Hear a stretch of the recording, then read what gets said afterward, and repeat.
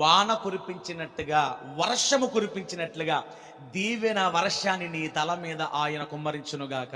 ఫలించండి, అభివృద్ధి చెందండి, విస్తరించండి. లేస్తుంది అంటే పరలోకం నుంచి ఏం కురిపించాడు? మన్నా కురిపించాడు, దేవదూతలు తినే ఆహారాన్ని. మరి మీకు అర్థమవుతుందా? మీ కడుపు నింపడానికే ఆకాశమును రెండుగా చీల్చి పరలోకపు మన్నాను కురిపించాడే, మీ కడుపును పుట్టిన బిడ్డల కోసం ఆయన ఇంకెంత చేస్తాడు? కట్టుకున్న భర్తల కోసం ఇంకెంత చేస్తాడు? అరే, మీ కడుపు నింపడానికి ఆ ఆకాశాన్ని రెండుగా చీల్చి పరలోకపు మన్నా దేవదూతలు తినే ఆహారాన్ని పంపిస్తే, మీ కడుపును పుట్టిన బిడ్డలు, మీ కట్టుకున్న భర్తలు, మీ కుటుంబాల కోసం ఇంకెంత చేస్తాడు?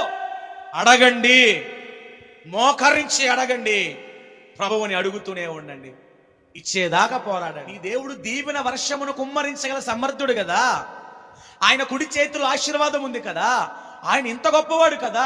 మరి నువ్వెందుకు ఎండిపోయిన మొద్దు మాదిరిగా, ఎండిపోయిన నీటి మడుగుగా, నెర్రలు విచ్చిన భూమిగా నీ బ్రతుకు ఎందుకుంది? ఎందుకంటే నీకు సరైన భక్తి విధానం ఇంకా అబ్బలా.